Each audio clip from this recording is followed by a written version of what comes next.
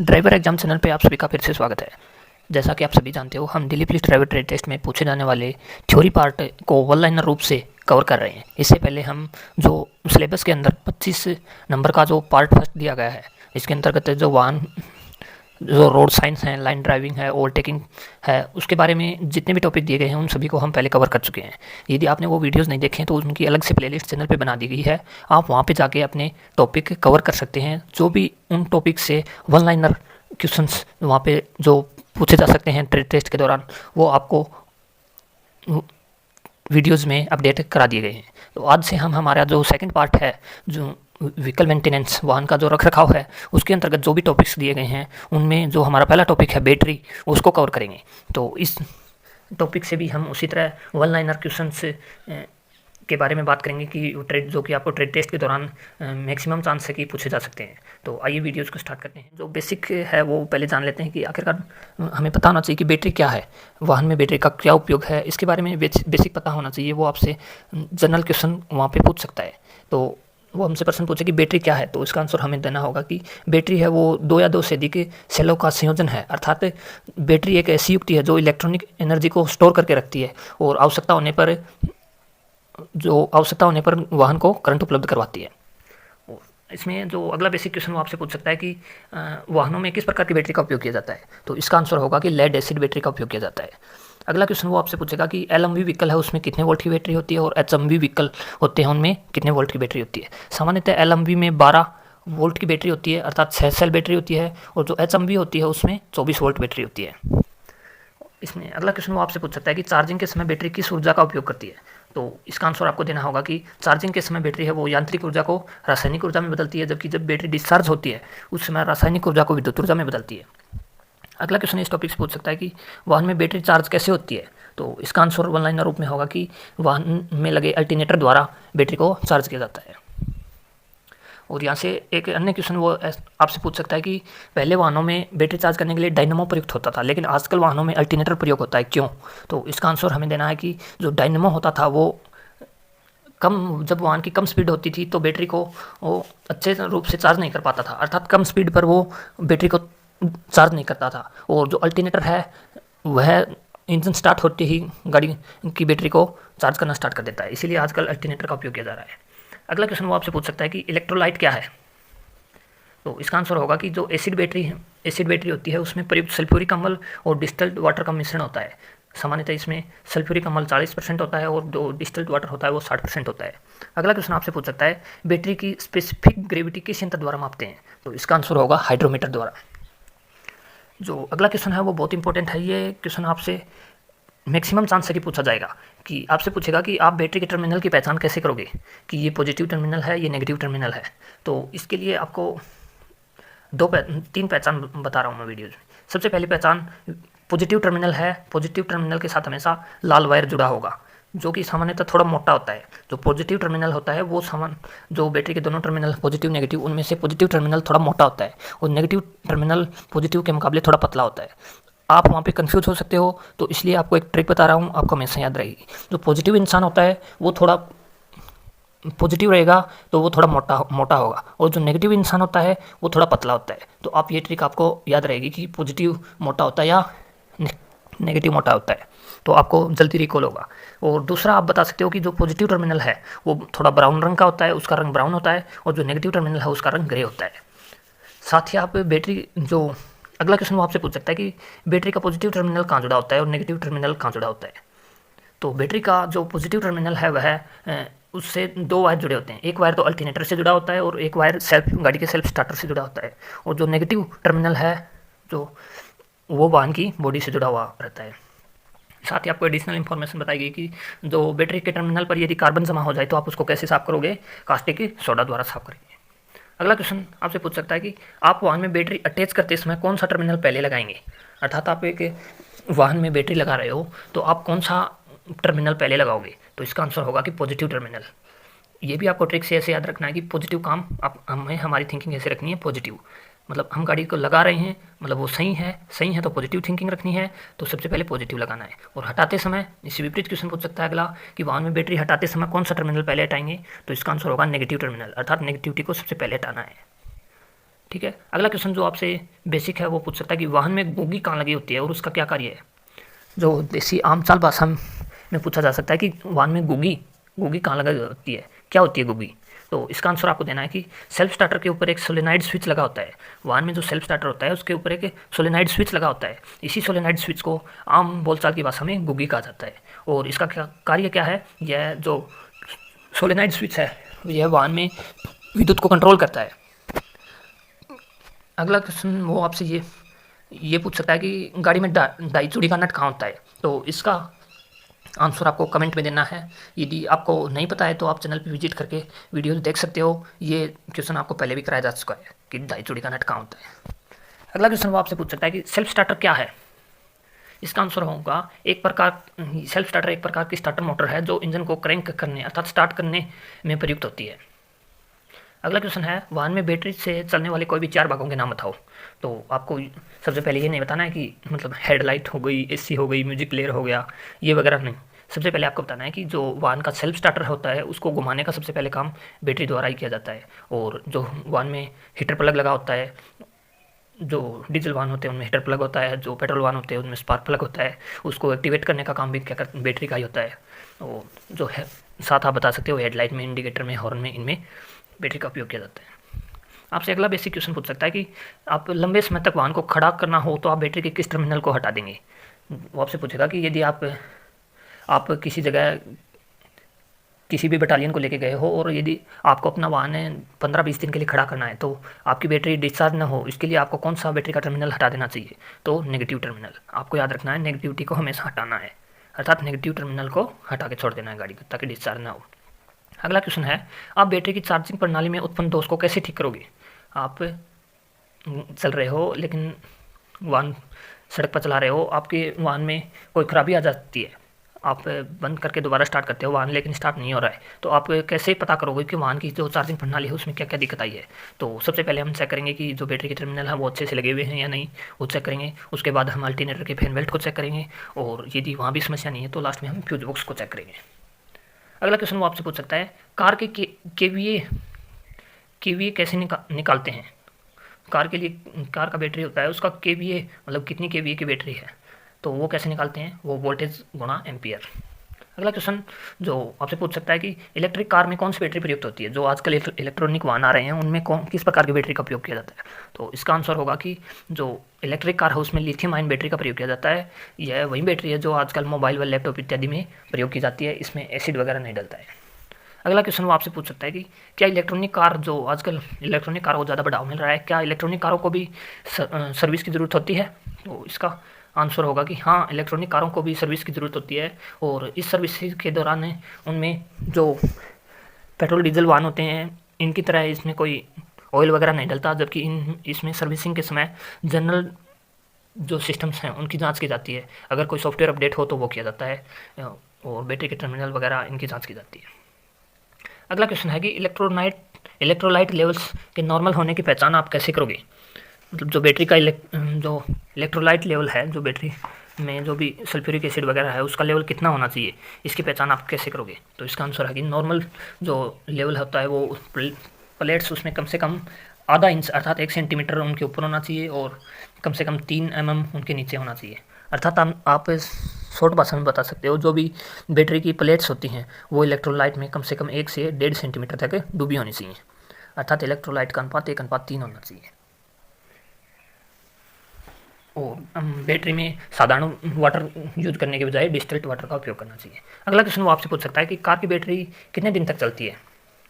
तो इसका आंसर हमें देना है कि जो बैटरी की लाइफ होती है वो इस बात पर निर्भर करती है कि आपने इसका रखरखाव और इसका उपयोग कैसे किया है। अगर आपने टाइम टू टाइम बैटरी को चेक किया है तो और बैटरी का पानी बदलते रहे हैं तो आपकी बैटरी जो हमारी गाड़ी है उसकी बैटरी की लाइफ अच्छी रहेगी। और औसतन होता है वो कार की औसत लाइफ 3 से 5 साल होती है, अर्थात 3 से 5 साल बाद में गाड़ी की बैटरी चेंज करवा लेनी चाहिए।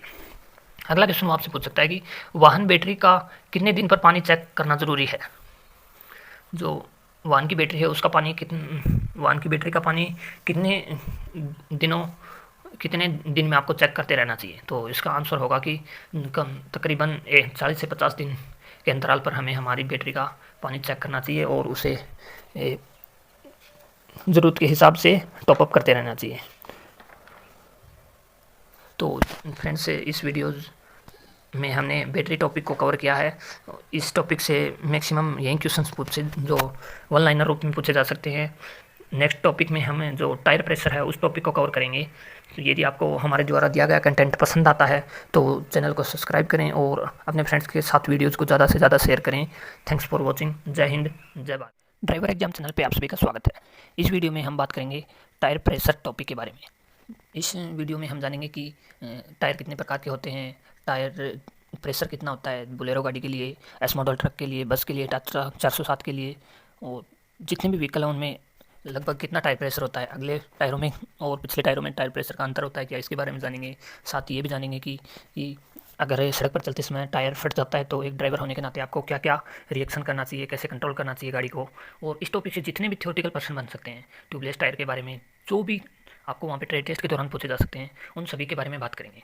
यदि आपने इससे पहले जो हमारा व्हीकल मेंटेनेंस का पार्ट चल रहा है, जो दिल्ली पुलिस ट्रेड टेस्ट में पूछा जाएगा, उसमें जो टॉपिक हैं अगर वो आपने पहले कवर नहीं किए हैं तो आप चैनल पे जाके प्लेलिस्ट बनी हुई है, उन वीडियोज़ को वहाँ से कवर कर सकते हो।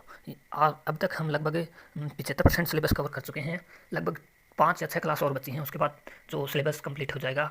उसके बाद आपको जो इंटरव्यू क्वेश्चंस होते हैं, बेसिक क्वेश्चंस, उनके बारे में अलग से क्लासेज और नोट्स प्रोवाइड किए जाएंगे। यदि आपने अभी तक चैनल को सब्सक्राइब नहीं किया है तो चैनल को सब्सक्राइब कर लें और पास में बेल आइकन होगा उसको दबा दें, ताकि जो भी वीडियो अपलोड हो आपको तुरंत नोटिफिकेशन मिले।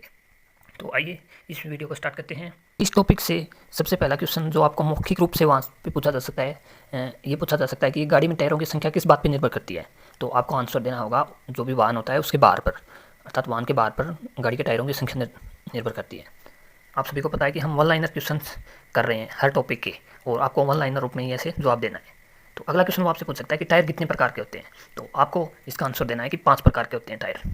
सबसे पहला हाई प्रेशर टायर, दूसरा लो प्रेशर टायर, तीसरा बैलून टाइप टायर, चौथा ट्यूब टायर, पाँचवा ट्यूबलेस टायर। ठीक है, आपको वहाँ पे 2 नहीं बताना है। जैसे आप बता दो कि ट्यूब टायर और ट्यूबलेस टायर जो सामान्यतः होते हैं, ऑफिशियल रूप से टायर 5 प्रकार के होते हैं। ठीक है, अगला क्वेश्चन है आधुनिक मोटर कारों में किस टायर का उपयोग किया जाता है। जो ये बेसिक क्वेश्चन है, ये आपसे पूछ सकता है कि जो आजकल गाड़ियाँ आ रही हैं इनमें किन टायर का उपयोग किया जा रहा है। तो इसका आपको आंसर देना है कि लो प्रेशर टायर, और लो प्रेशर टायर के साथ साथ ट्यूबलेस टायर का उपयोग किया जाता है, जो कि सामान्यतः रेडियल टाइप का टायर होता है। अगला क्वेश्चन वो आपसे पूछ सकता है कि गाड़ी को मोड़ते समय गाड़ी को ओवरटर्न होने से कौन रोकता है। तो इसका आंसर होगा गाड़ी के टायर और साथ में गाड़ी में लगा डिफरेंशियल, दोनों भूमिका निभाते हैं गाड़ी को ओवरटर्न होने से रोकने में। अगला क्वेश्चन है टायर का डिज़ाइन बना हुआ भाग क्या कहलाता है। तो इसका आंसर होगा थ्रेड या ट्रेड। थ्रेड भी बोल सकते हैं या ट्रेड भी बोल सकते हैं। टायर पे बना हुआ उभरा हुआ भाग जो कि ट्रेड है। टायर पर ट्रेड क्यों बने होते हैं, वो अगला क्वेश्चन आपसे पूछ सकता है कि टायर पर जो थ्रेड होते हैं, ट्रेड होते हैं, ये क्यों बने होते हैं। तो इसका आंसर देना होगा, इसका आंसर होगा कि ताकि वाहन चलते समय, जब भी वाहन चलेगा तो टायर ज़्यादा शोर ना करे, और साथ ही सड़क पर जो भी उपस्थित हवा है या पानी है वो इन थ्रेडों के बीच में जो ब्लॉक बने होते हैं उनके मध्य से निकल के इसलिए बनाए जाते हैं। और साथ ही टायर की जो ज़मीन की सतह है, जैसे धरातल है, सड़क है, उस पर अच्छी ग्रिप बने, उसके लिए भी थ्रेड बनाए जाते हैं। अगला क्वेश्चन है टायर में हवा किस उपकरण से भरी जाती है। तो इसका आंसर होगा कि कंप्रेसर द्वारा, या आप बोल सकते हो एयर प्रेशर पंप द्वारा। अगला क्वेश्चन पूछ सकता है कि टायर में हवा किस उपकरण से मापी जाती है। इससे पहले हमने देखा कि टायर में हवा किससे भरी जाती है, और अब उसका आंसर होगा कंप्रेसर द्वारा। और अब जो आपसे एक और क्वेश्चन पूछ सकता है, वो पूछ सकता है कि टायर में हवा किस उपकरण से मापी जाती है। तो इसका आंसर होगा प्रेशर गेज द्वारा, जिसे बर्डन ट्यूब भी कहते हैं, बर्डन ट्यूब द्वारा या प्रेशर गेज द्वारा। तो आपको ये भी याद रखना है। साथ ही टायर का जो हवा प्रेशर है वो PSI में, अर्थात पौंड स्क्वायर इंच में मापा जाता है। अगला क्वेश्चन वो आपसे पूछ सकता है कि टायर में कम हवा होने के कारण टायर कहाँ से जल्दी घिसेगा। अगर आपके टायर में हवा कम है तो टायर कहाँ से जल्दी घिसेगा। तो इसका आंसर होगा किनारों से। और किनारों से जल्दी घिसने का अन्य कारण ये भी है कि गाड़ी का जो कैम्बर एंगल है वो अधिक है, और साथ ही गाड़ी का अलाइनमेंट सही नहीं है। अगला क्वेश्चन वो आपसे पूछ सकता है कि टायर में ज़्यादा हवा होने के कारण टायर कहाँ से घिसेगा। तो इसका आंसर होगा सेंटर से, अर्थात केंद्र से। वो आपसे अपोजिट क्वेश्चन भी पूछ सकता है। वो आपसे पूछ लेगा कि जो आपकी गाड़ी का टायर है वो मतलब सेंटर से जल्दी घिस रहा है, तो इसका क्या कारण हो सकता है। इसका कारण है कि टायर में हवा ज़्यादा है। और अगला क्वेश्चन वो आपसे पूछेगा या सामान्यतः LMV व्हीकल में टायर प्रेशर कितना होता है। तो इसका आंसर आपको देना होगा कि अगर हम एक्सपर्ट्स की माने तो टायर प्रेशर है वो मौसम के मुताबिक अलग अलग होता है। जैसे गर्मियों में अलग होता है, सर्दियों में अलग होता है। सामान्यतः गर्मियों में होता है वो 28 से 30 होता है, और सर्दियों में 30 से 35 होता है। वो आपसे पूछ ले क्यों, क्योंकि गर्मियों में वो हवा है वो थोड़ा सिकुड़, हवा वैसे गर्म होता है मौसम तो हवा सिकुड़ती है, इसके कारण हवा फैलती है, सॉरी, जिसके कारण कंप्रेसर रखा जाता है गर्मियों में। अगला क्वेश्चन है कि गाड़ी के फ्रंट व रियर टायर का एयर प्रेशर कितना होना चाहिए। ये सबसे इंपॉर्टेंट क्वेश्चन है, ये आपसे पूरी संभावना है पूछा जाएगा कि गाड़ी के जो फ्रंट टायर हैं और रियर टायर हैं इनमें एयर प्रेशर कितना होना चाहिए। साथ ही ये भी पूछ सकता है कि क्या इनमें अंतर होता है। हाँ, तो इसका आंसर होगा हाँ, अंतर होता है। अगले टायरों में थोड़ी हवा ज़्यादा रखी जाती है और पिछले टायरों में हवा थोड़ी कम रखी जाती है। इसका कारण भी यही है, जैसे कि ज़्यादातर गाड़ियाँ हैं उनमें जो वाहन का भार है, जो लोड है, इंजन का लोड है, वो लगभग आगे वाले टायरों पे होता है, इसलिए उनमें थोड़ी ज़्यादा हवा रखी जाती है ताकि अच्छा लोड सहन कर सके। और आपको जैसा कि आप स्लाइड पे देख पा रहे हो, आपको ऐसे ही उत्तर देना जैसे एलएमवी व्हीकल है तो उसमें टायर प्रेशर 30 से 35 होता है और एचएमवी व्हीकल में टायर प्रेशर 110 से 130 के आसपास होता है। और जो फ्रंट है, जैसे एलएमवी व्हीकल है उसमें फ्रंट टायरों में 28 से 30 होता है और पिछले टायरों में 32 से 35 होता है। और जो तो वो यहाँ पे ये भी पूछ सकता है कि बोलेरो के लिए कितना होता है, टाटा 407 के लिए क्या होता है, ट्रक के लिए क्या होता है, बस के लिए क्या होता है। तो आप देख पा रहे हो कि बोलेरो के लिए 35 से 40 होता है और टाटा के लिए 32 से 35 होता है, अर्थात 32 अगलों में, 32 अगले में और 35 पिछले में। ट्रक के लिए 116 से 131 होता है, बस के लिए 110 से 120 होता है। अगला क्वेश्चन वो आपसे पूछ सकता है कि क्या ट्यूबलेस टायर में भी हवा भरी जाती है। तो आपको आंसर देना है हाँ, ट्यूबलेस टायर में हवा सीधे सीधे ही रिम और टायर के बीच में एयर टाइल सील की मदद से भरी जाती है। अगला क्वेश्चन वो आपसे पूछ सकता है गाड़ी के टायर जल्दी घिसने का क्या कारण है। तो इसका आंसर होगा कि जो गाड़ी का है वो उचित टायर प्रेशर ना होना, साथ ही गाड़ी का व्हील अलाइनमेंट सही नहीं होना और गाड़ी में आवश्यकता से अधिक वजन वहन करना, साथ ही बार बार हार्ड ब्रेकिंग यूज करना और गाड़ी का कैमर एंगल अधिक होना। आप ये सभी बता सकते हो। अगला क्वेश्चन वो आपसे पूछ सकता है ट्रक के टायरों के लिए जो टायर प्रेशर है लगभग कितने PSI होना चाहिए। तो लगभग 105 PSI के करीब होता है। जैसा कि आपको पीछे बताया गया है, ट्रक के लिए लगभग 116 से 131, ये लगभग हर गाड़ी में वजन के हिसाब से होता है, लेकिन अप्रोक्स अपन माने तो आप बता सकते हो कि लगभग 110 से 130 के करीब होता है एचएमवी व्हीकल में, ट्रक एचएमवी में आता है उसके अकॉर्डिंग। और साथ ही आपको ये भी ध्यान रखना है कि जो वातावरण के तापमान के कारण प्रत्येक 10 डिग्री सेल्सियस परिवर्तन होने पर टायर का दबाव है वो 0.1 बार बढ़ जाता है। अर्थात जब भी गर्मियों में टेम्परेचर बढ़ता है, जैसे 10 डिग्री बढ़ता है तो टायर का दबाव है वो 0.1 बार बढ़ जाता है। अगला क्वेश्चन वो आपसे पूछ सकता है कि टायर में कौन सी गैस उपयुक्त रहती है। तो इसका आंसर होगा नाइट्रोजन गैस। फिर वो आपसे पूछ सकता है कि नाइट्रोजन गैस क्यों उपयोगी है। तो इसका आपको आंसर देना है, जो नाइट्रोजन गैस है वह नॉर्मल हवा के मुकाबले एक तो कम रिसाव होता है, अर्थात जल्दी नहीं रिसाव होती है। साथ ही जो नाइट्रोजन गैस है वो ठंडी होती है, जिसके कारण लीकेज बहुत कम होता है। और जो नाइट्रोजन गैस है वह नमी को नहीं सोखती है, जिसके कारण टायर की लाइफ बढ़ जाती है। अर्थात जब भी बारिश वगैरह के मौसम में गाड़ी चलती है तो अगर टायरों में नाइट्रोजन हवा भरी होगी तो टायर है वो नमी को नहीं सोखेगा, और जैसे जो अदर मौसम होगा उसमें भी टायर नमी को सोखे नहीं रखेगा, और नॉर्मल हवा होगी तो वो नमी को सोखेगी, जिसके कारण टायर की लाइफ कम होगी, रबड़ है उसको उस पर इफेक्ट पड़ेगा। तो इसी कारण इसमें नाइट्रोजन गैस उपयोग की जाती है, क्योंकि वो नमी को नहीं सोखती। अगला क्वेश्चन है टायर प्रेशर किस तापमान पर चेक करना चाहिए। तो इसका आंसर होगा आपको टायर के ठंडे होने पर, अर्थात जब टायर ठंडा हो उस समय टायर प्रेशर की जांच की जानी चाहिए। यदि आपको हमारे द्वारा दिया गया कंटेंट पसंद आ रहा है तो प्लीज़ चैनल को सब्सक्राइब जरूर करें। आगे बढ़ते हैं। अगला क्वेश्चन वो आपसे पूछ सकता है कि सामान्यतः एलएमवी व्हीकल में टायर रोटेशन कितने किलोमीटर पर किया जाता है और किस प्रकार से किया जाता है। आप स्लाइड में देख सकते हो कि क्रॉस टाइप से भी हो सकता है, और साथ में जो सेपरेट स्टेपनी टायर होता है उसको भी यूज में लेना ज़रूरी है। तो आप इस प्रकार से टायर रोटेशन कर सकते हो। और सामान्यतः टायर रोटेशन कब किया जाता है, 5000 से 8000 किलोमीटर पर। और वो आपसे पूछे टायर रोटेशन क्यों किया जाता है। टायर रोटेशन इसलिए किया जाता है ताकि वाहन के सभी टायर है वो समान रूप से घिसें, इसी कारण टायर रोटेशन की सलाह दी जाती है। अगला क्वेश्चन वो आपसे पूछ सकता है कि सड़क पर चलते समय अचानक आपकी गाड़ी का टायर फट जाए तो आप क्या करोगे। तो इसका आंसर होगा कि गाड़ी की का जो स्टीयरिंग है उसको मजबूती से पकड़ेंगे और साथ ही हल्के हल्का ब्रेक यूज करके गाड़ी को कंट्रोल करेंगे, ना कि हार्ड ब्रेक यूज करेंगे। क्योंकि अगर हम हार्ड ब्रेक यूज करेंगे तो गाड़ी पलटने के या गाड़ी कंट्रोल नहीं होगी, जाम हो जाएगी। इसी कारण हमको हल्के हल्के ब्रेक यूज करते हुए गाड़ी को कंट्रोल में लेते हुए सड़क के बाईं ओर ले जाएंगे। तो फ्रेंड्स, इस टॉपिक से लगभग इतने क्वेश्चन से बन सकते हैं। अगर कोई क्वेश्चन बचा है जो आपके माइंड में है, हमारे द्वारा कवर नहीं किया गया है, तो प्लीज़ कमेंट करके अपने सुझाव ज़रूर दें। और यदि आपको हमारे द्वारा दिया गया कंटेंट पसंद आ रहा है तो चैनल को ज़रूर सब्सक्राइब करें। जल्द ही आपको इस चैनल पे जो इंटरव्यू क्वेश्चंस होते हैं, जैसे जब भी आप गाड़ी चलाओगे या वहाँ पे इंटरव्यू दोगे तब वो आपसे पूछेगा कि आप कितने दिन से गाड़ी चला रहे हो, कौन सा व्हीकल चला रहे हो, तो उसके बारे में आपको क्या आंसर देना है, राइट क्या आंसर होता है उसका। तो उसके बारे में जल्दी आपको क्लासेज मिलना स्टार्ट हो जाएंगी। 3 से 4 वीडियोज़ में जो हमारा सिलेबस है वो कवर 100% हो जाएगा। अब तक हम 75% कवर कर चुके हैं, 3 से 4 टॉपिक्स बचे हुए, जल्दी आपको उनकी क्लासेज मिल जाएंगी। तो इसलिए अगर आपने चैनल को सब्सक्राइब नहीं किया है तो चैनल को ज़रूर सब्सक्राइब करें, साथ ही बेल आइकन को प्रेस ज़रूर करें ताकि जब भी वीडियो अपलोड हो आपको नोटिफिकेशन मिले, और वीडियोज़ को ज़्यादा से ज़्यादा फ्रेंड्स के बीच शेयर करें। Thanks for watching. जय हिंद जय। वो आपसे पूछे कि कूलेंट कितने प्रकार का होता है, तो आपको आंसर देना है कि कूलेंट 2 प्रकार का होता है। फिर आगे पूछे कौन कौन से प्रकार का, तो DAF30 और DAF50। DAF का मतलब ड्राइवर एग्जाम चैनल में आप सभी का स्वागत है। आज की वीडियो में हम बात करेंगे इंजन ग्रेड ऑयल और कूलेंट टॉपिक के बारे में। जैसा कि आप सभी जानते हैं, हम Delhi police driver trade test में जो सिलेबस दिया गया है उसके टॉपिक्स को वन लाइनर रूप से कवर कर रहे हैं। इससे पहले हम हमारे सिलेबस का 80% भाग कवर कर चुके हैं। यदि आपने वो वीडियोज़ नहीं देखे हैं तो चैनल पे प्लेलिस्ट बनी हुई है, आप वहाँ पे जाके अपने सिलेबस को कवर कर सकते हैं। तो आज के वीडियो में हम बात करेंगे इंजन ग्रेड ऑयल और कूलेंट के बारे में। आज के वीडियो में हम जानेंगे कि डीजल वाहन होता है उसका इंजन ग्रेड ऑयल क्या होना चाहिए, और पेट्रोल गाड़ी का इंजन ग्रेड ऑयल क्या होता है। साथ ही हम जानेंगे कि जो इंजन ऑयल है उसकी जांच कब की जानी चाहिए, कैसे जांच की जाती है, और यदि गाड़ी में इंजन ऑयल कम है तो उसका गाड़ी पे क्या इफेक्ट होगा, ज़्यादा हो जाए तो उसका क्या इफेक्ट होगा। साथ ही हम जो इंजन ऑयल है वो कब बदलना चाहिए, किस ग्रेड का होता है, पावर स्टीयरिंग ऑयल कौन सा होता है, किल्स ऑयल कौन सा होता है, और जो भी गाड़ी है उसमें डिफरेंशियल ऑयल कौन सा डाला जाता है। इन सभी के बारे में जो भी क्वेश्चंस बनते हैं उन सभी क्वेश्चंस को हम वन लाइनर रूप से कवर करेंगे। साथ ही हम इस वीडियो में कूलेंट के बारे में जानेंगे कि कूलेंट क्या है, कूलेंट का उपयोग क्यों किया जाता है गाड़ी में, और कूलेंट का किस अनुपात में गाड़ी में डाला जाता है, कूलेंट कितने प्रकार के होते हैं। इन टॉपिक से जो भी क्वेश्चन वन लाइनर रूप से वहाँ पे तो वाइबा में पूछे जा सकते हैं, उन सभी को हम इस वीडियो में कवर करेंगे।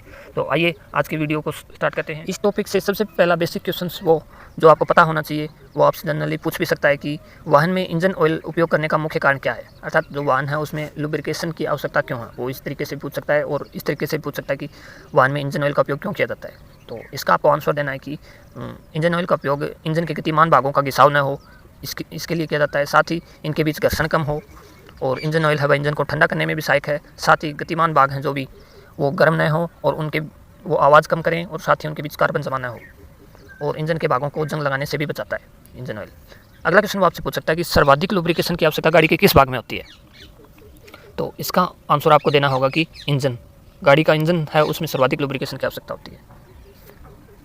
अगला क्वेश्चन वो आपसे पूछ सकता है कि सामान्यतः बड़ी गाड़ियों में HMV व्हीकल होता है उसमें एयर प्रेशर मीटर संकेतक कितनी बार तक होना चाहिए, अर्थात जो HMV गाड़ी है जो जिसमें एयर प्रेशर ब्रेक लगे हुए हैं तो उसमें एयर प्रेशर मीटर कितना होना चाहिए ताकि आप गाड़ी को आगे मार्च कर सको। तो ये क्वेश्चन सभी को आता है। 6 से 8 बार, लगभग 6 से 8 बार के बीच में आपका प्रेशर होना चाहिए।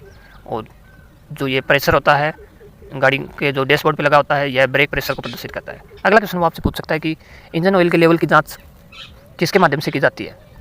इंजन ऑयल की जांच किसके माध्यम से की जाती है, तो इसका आंसर होगा डिपिस्टिक गेज के द्वारा। डिपिस्टिक गेज पे 2 साइन बने होते हैं, एक लो का एक हाई का। अगला क्वेश्चन आपसे पूछ सकता है अगर गाड़ी में इंजन ऑयल कम हो तो इसका क्या प्रभाव पड़ेगा।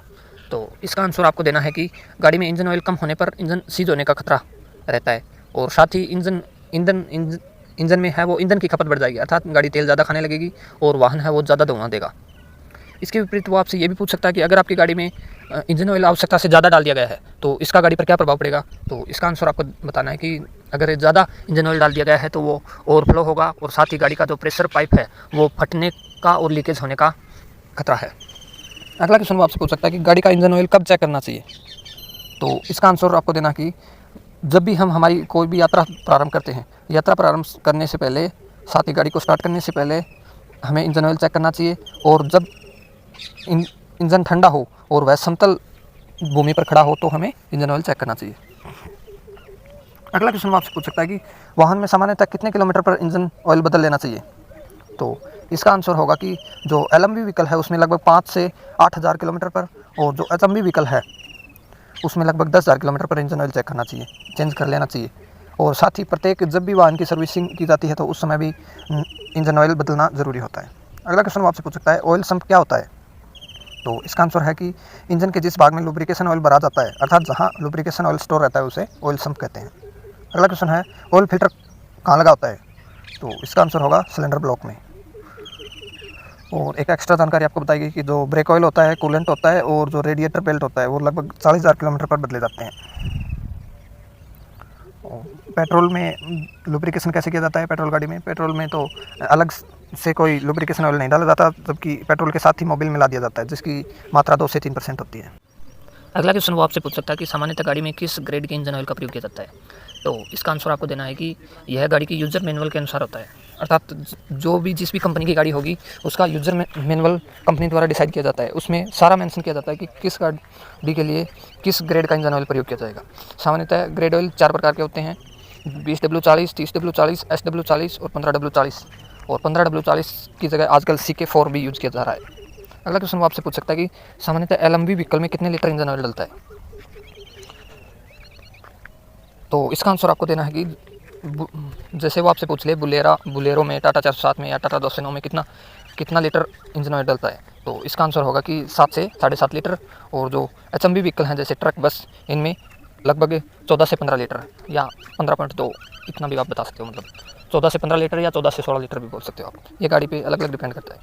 अगला क्वेश्चन वो आपसे पूछ सकता है बुलेरो में कौन सा लुब्रिकेशन ऑयल डलता है, तो इसका आंसर होगा 15W40। अगर वो अगला क्वेश्चन वो आपसे पूछता है कि छोटी गाड़ी जैसे मारुति, वैगनार, जो भी पर्सनल व्हीकल, छोटे छोटे व्हीकल हैं, इनमें कितना लीटर इंजन ऑयल डलता है, तो ये बेसिक जानकारी आपको होनी चाहिए। तो इसके बारे में, तो छोटी गाड़ियाँ होती हैं जैसे मारुति, वैगनार, इनमें इंजन ऑयल 3 से 3.5 लीटर, डिफरेंशियल 2 से 2.5 लीटर और गियर ऑयल भी 2 से 2.5 लीटर। और साथ ही ये आपको पहले बता दिया गया टाटा 407 में 7 से 7.5 लीटर और S मॉडल ट्रक और बस में लगभग 14 से 15 लीटर। अगला क्वेश्चन वो आपसे पूछ सकता है कि पेट्रोल गाड़ी या CNG गाड़ी में किस ग्रेड के इंजन ऑयल का प्रयोग किया जाता है। तो जो भी पेट्रोल गाड़ी होगी, CNG गाड़ी होगी, उसमें 20W40 ग्रेड का इंजन ऑयल प्रयोग किया जाएगा। और अगर वो आपसे पूछे कि डीजल गाड़ी में किस ग्रेड के इंजन ऑयल का प्रयोग किया जाता है, तो इसका आंसर होगा कि डीजल गाड़ी में 15W40 ग्रेड की इंजन ऑयल का प्रयोग किया जाएगा।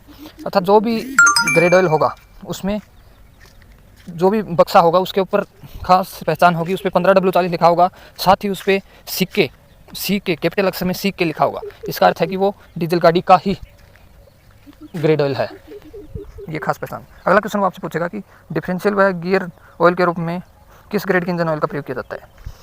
तो इसका आंसर होगा कि जो गाड़ी में गियर ऑयल है वो तो ऐसे ही 80 या 90 ग्रेड का उपयोग किया जाता है, और जो डिफरेंशियल ऑयल है वो सामान्यतः 80W140 का उपयोग किया जाता है।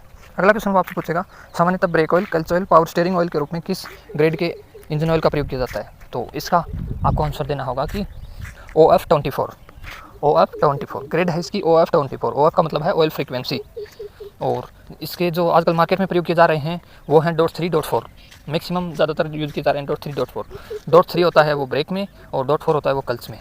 और इनकी पहचान क्या है, .3 होता है वो लाल रंग का होता है और .4 होता है वो सफ़ेद रंग का होता है। और एक एक्स्ट्रा इन्फॉर्मेशन, बुलेरो में लगभग कितना डलता है, 200 से 250 ml।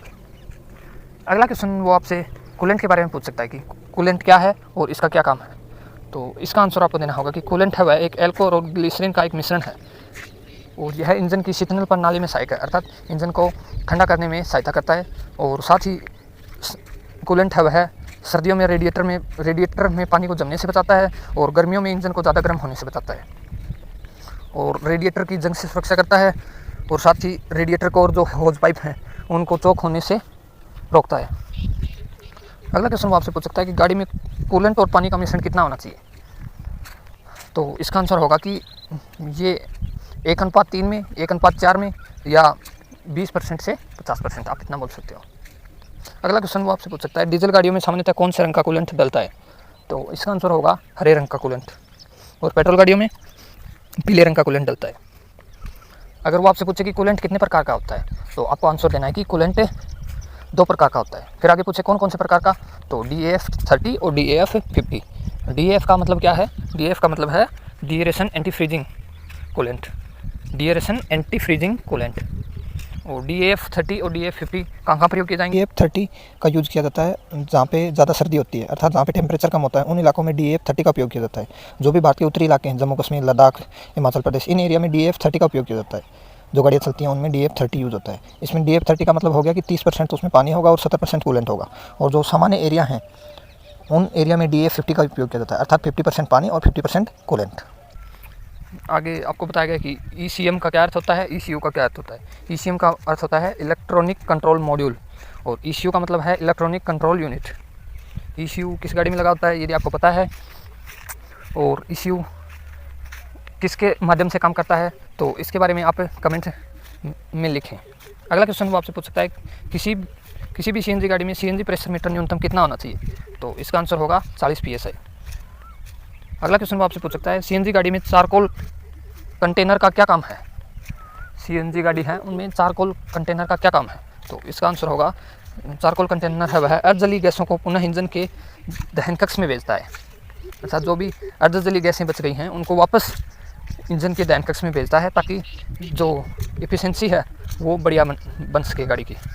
अगला क्वेश्चन वो आपसे पूछ सकता है कि टाटा 407 की फ्यूल टैंक कैपेसिटी कितनी है, तो आपको सभी गाड़ियों की मैं यहाँ पे फ्यूल टैंक कैपेसिटी बता रहा हूँ। टाटा 407 की लगभग 60 लीटर है, 60 या 65 लीटर, कई अलग अलग मॉडल है ना, तो लगभग आप बता सकते हो 60 से 65 लीटर। और जो सीएनजी अगर टैंक लगा हुआ है तो उसमें 185 लीटर आती है। और एस मॉडल ट्रक की फ्यूल एफिशिएंसी पूछे तो आपको बतानी है कि 300 से 365 लीटर, क्योंकि इसमें कई अलग अलग प्रकार के होते हैं, अलग अलग मॉडल होते हैं, तो लगभग कईयों में 300 होता है, कईयों में 365 तक चला जाता है। तो आपको यही बताना है, मतलब 300 से 365 लीटर तक आती है। और जो अशोक लीलैंड की बस है उसमें लगभग आती है 190 से 240 लीटर डीजल टैंक होता है। और जो स्कॉर्पियो एंड बोलेरो है उसमें डीजल टैंक जो स्कॉर्पियो में है वो लगभग 57 लीटर डलता है, और जो बोलेरो होता है उसमें 7 लीटर डीजल डलता है। तो आज की वीडियो में हमने कवर किया कि इंजन ग्रेड ऑयल के बारे में जो भी क्वेश्चन बन सकते हैं, साथ ही कूलेंट के बारे में भी जाना। और नेक्स्ट वीडियो में हम जो रेडिएटर है, रेडिएटर के बारे में और रेडिएटर के होज पाइप और बेल्ट जो भी गाड़ी में प्रयुक्त होते हैं उनके बारे में कवर करेंगे। और उसी के साथ हमारा सिलेबस का ट्रेड सिलेबस कंप्लीट हो जाएगा। उसके बाद आपको जो मौखिक क्वेश्चन वहाँ पे पूछे जा सकते हैं जनरली, उन सभी के बारे में वीडियोज़ अपलोड होंगी। तो यदि आपने चैनल को अभी तक सब्सक्राइब नहीं किया है तो चैनल को सब्सक्राइब करें, वीडियोज़ को ज़्यादा से ज़्यादा शेयर करें, और अगर कोई भी सुझाव हो तो कमेंट जरूर करें। Thanks for watching. जय हिंद, जय भारत।